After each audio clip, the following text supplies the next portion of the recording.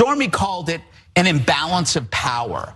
Well, duh. That's why you met him. If he were a mechanic, if he was a high school teacher, you wouldn't have run up and slept with him. It was all about the power. It was all about the imbalance. That's how this transaction works when you're a porn star.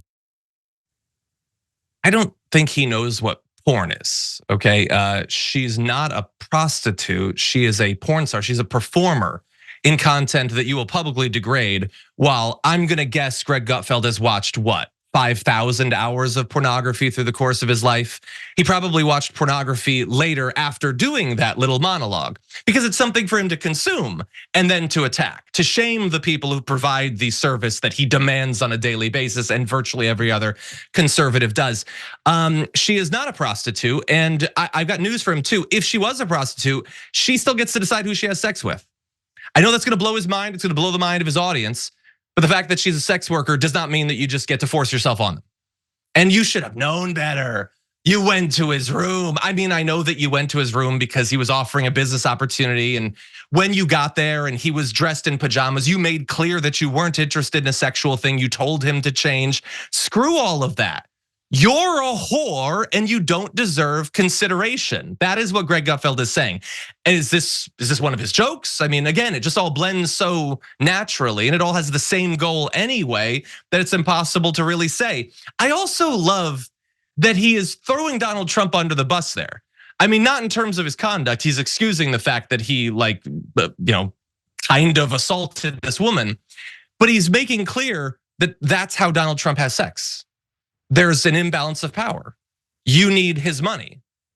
Now, arguably, there are other reasons that someone might have sex with someone. They might be, like physically attracted to them in some way. They might actually desire them. Greg Gutfeld does not even consider that as a possibility. Certainly not for Donald Trump. He doesn't even bring it up as a general thing that could drive interest in having sex. That's just so to the side of it. No, you become a billionaire or you host a show on Fox News to get around all of that stuff that other men have to do where, like women actually want to have sex with them. No, you get in a position where you corner them and they feel like they have to do it because either they'll lose out on business opportunities or maybe you'll sue them or maybe you'll send your crowd after them to give them death threats or whatever.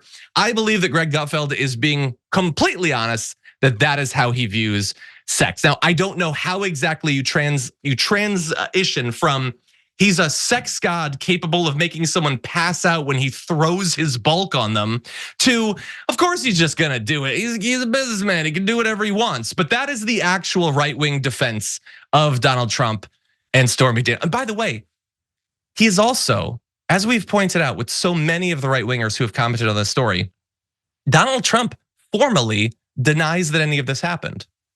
Does it seem like Greg Gutfeld thinks that Trump is being honest about that? Does it seem like he buys that this didn't happen? No, he totally accepts that it happened because it totally happened.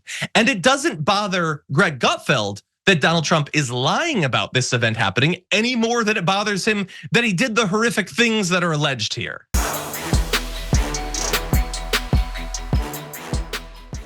When you click the join button and become a tier 2 member, you get access to all of our weekly top 10 lists. What are you waiting for?